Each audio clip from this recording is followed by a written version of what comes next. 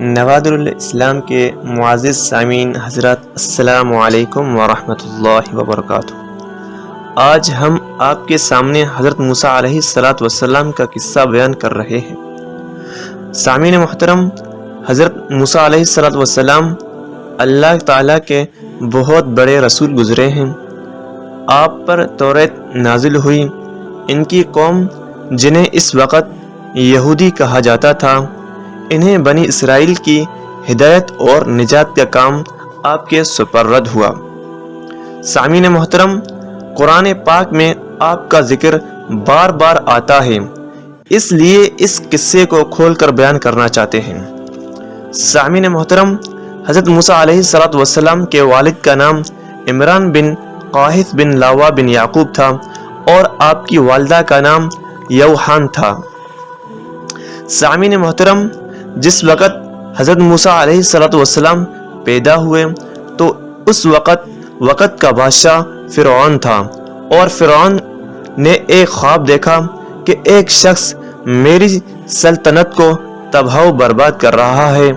تو فرعون کو اس خواب سے بہت بڑی پریشانی لاحق ہوئی، اور فرعون نے نجومیوں کو بلایا اور نجومیوں کو خواب بتایا۔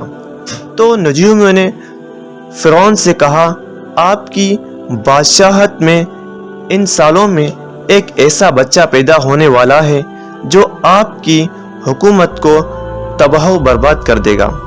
تو اس کی تعبیر سننے کے بعد فرعون کو بہت بڑی پریشانی لاحق ہوئی۔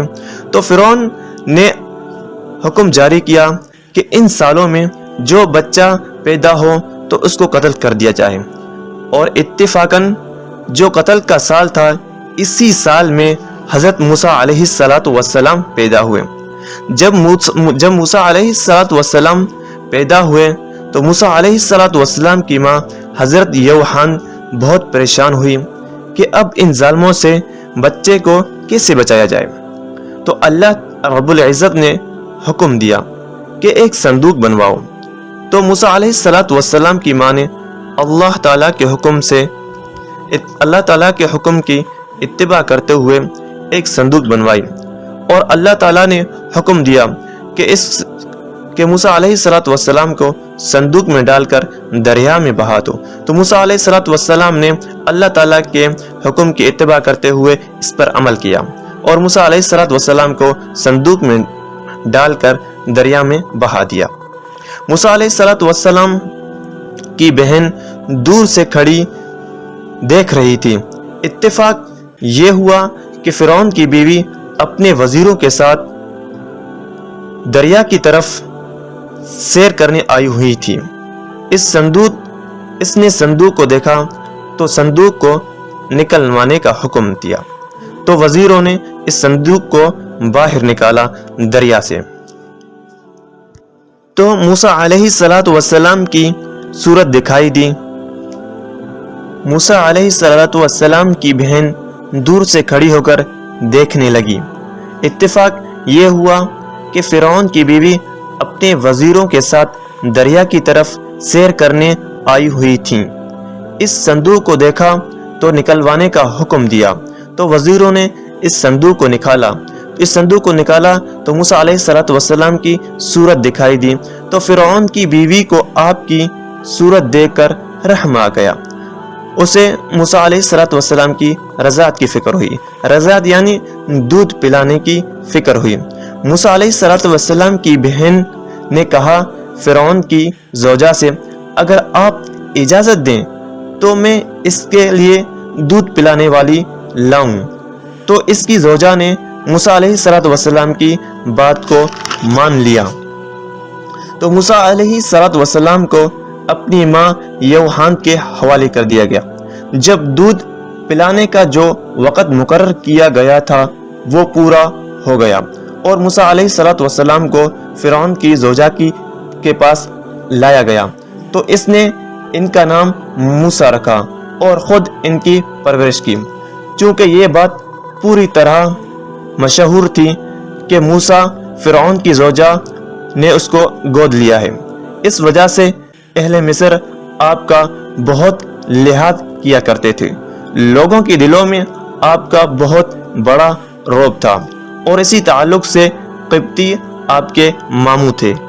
سامعین محترم، موسیٰ علیہ السلام جوان ہونے کے بعد ایک دن دیکھا کہ ایک قبطی سبتی کو مار رہا ہے۔ آپ نے قبطی کو اس فعل سے روکنے کا حکم کیا، مگر اس نے آپ کی بات کا کچھ لحاظ نہ کیا۔ تو موسیٰ علیہ السلام کو غصہ آ گیا اور قبطی کو ایک زوردار تماچا مارا اور قبطی مر گیا۔ دوسرے دن پھر ایسا ہی واقعہ پیش آیا، مگر اس واقعے میں یہ تھا کہ دونوں سبتی تھے۔ موسیٰ علیہ السلام نے غالب شخص کو ڈانٹ کر روکنا چاہا۔ اس شخص نے موسیٰ علیہ السلام سے کہا، اتريد ان تقتلنی قتلت نفسا بالامس، کیا تو نے ارادہ کر لیا ہے کہ تو مجھے قتل کر ڈالے گا جیسا کہ کل ایک شخص کو تو نے قتل کر ڈالا؟ تو موسیٰ علیہ السلام یہ سن کر خاموش ہو گئے اور اس کی خبر فرعون تک پہنچ گئی۔ فرعون نے آپ کی گرفتاری کا حکم جاری کر دیا۔ جب موسیٰ علیہ السلام نے گرفتاری کا حکم سنا تو حضرت موسیٰ علیہ السلام مدین کی طرف چل پڑے، اور اس وقت حضرت موسیٰ علیہ السلام کی عمر 40 برس تھی۔ سامعین محترم، جس وقت حضرت موسیٰ علیہ السلام مدین پہنچے اور ایک چشمے پر بیٹھ گئے تو دیکھا کہ لوگ گروہ کے گروہ آتے ہیں اور اپنے مویشیوں کو پانی پلا کر چلے جاتے ہیں۔ ان کے علاوہ 2 عورتیں کچھ فاصلے پر کھڑی ہیں اور اپنے مویشیوں کو روک رہی ہیں۔ حضرت موسیٰ علیہ السلام ان سے دریافت کیا تو انہوں نے جواب دیا، جب تک وہ لوگ اپنے مویشیوں کو پانی پلا کر چلیں نہ جائیں گے، اس وقت تک ہم اپنے مویشیوں کو پانی نہ پلا سکیں گے۔ ان کا بچا ہوا پانی ہم اپنے مویشیوں کو پلاتے ہیں، اور ہمارا باپ ضعیف ہے، اس سے کچھ کام نہیں ہوتا۔ سامعین محترم، تو موسیٰ علیہ السلام کو ان کی بے کسی پر رحم آ گیا اور کنویں کے منہ سے وہ پتھر اٹھا کر ان کے مویشیوں کو پانی پلایا، جسے کئی آدمی مل کر اٹھایا کرتے تھے۔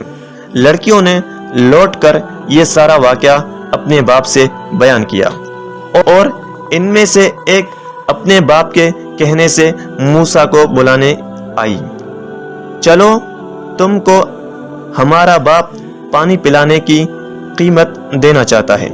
موسیٰ علیہ السلام یہ سن کر اٹھ کھڑے ہوئے اور اس کے پیچھے چل پڑے۔ جب ہوا اس کا کپڑا اڑانے لگی تو آپ نے کہا، تم میرے پیچھے چلو، میری پیچھے سے رہبری کرو، میں آپ کے آگے چلتا ہوں۔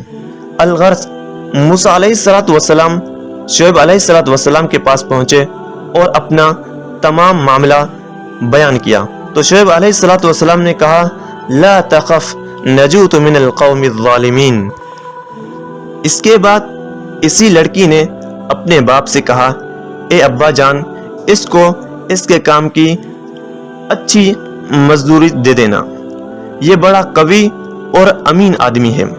شعیب علیہ السلام نے کہا، تو نے تو اس کے قوی ہونے کا اندازہ تو اس کے پتھر اٹھانے سے کیا، مگر اس کے امین ہونے کا یقین تو نے کیسے کر لیا؟ لڑکی نے اس کے جواب میں کہا کہ راستے میں ہمراہ آنے کا قصہ پورا سنایا۔ شعیب علیہ السلام نے موسیٰ سے کہا کہ میرا یہ ارادہ ہے کہ ان دونوں لڑکیوں میں سے ایک لڑکی کا نکاح آپ کے ساتھ کر دوں، اس مہر کے عوض 8 برس میری مزدوری کرو، اور اگر 10 برس پورے کرو گے تو اور زیادہ مناسب ہوگا۔ میں تم پر جبر نہیں کرنا چاہتا۔ اس شرط پر موسیٰ علیہ السلام راضی ہو گئے۔ جب شام ہوئی تو سامنے حضرت موسیٰ علیہ السلام کے کھانا لایا گیا تو موسیٰ علیہ السلام نے کھانے سے انکار کر دیا اور کہا کہ ہم ایسے اہل بیت سے ہیں کہ ہم اعمال آخرت پر اجرت نہیں لیا کرتے۔ تو شعیب علیہ السلام نے جواب دیا کہ وہ اس کی اجرت نہیں ہے۔ موسیٰ علیہ السلام یہ سن کر خاموش ہو گئے اور ساتھ میں کھانا کھانے بیٹھ گئے۔ شعیب علیہ السلام نے ان کا نکاح اپنی لڑکی صفورہ سے کر دیا، جس نے پانی پلانے کا ماجرا سنایا تھا اور موسیٰ علیہ السلام کے اپنے ساتھ ہمراہ لائی تھیں۔ معزز سامعین، آپ کو یقیناً ہماری ویڈیو بہت پسند آئی ہوگی۔ تو دوستو، اگر آپ لوگوں نے ہمارے چینل کو ابھی تک سبسکرائب نہیں کیا تو ہمارے چینل کو لائک، سبسکرائب اور اپنے دوستوں کے ساتھ ضرور شیئر کیجیے گا۔ جزاک اللہ۔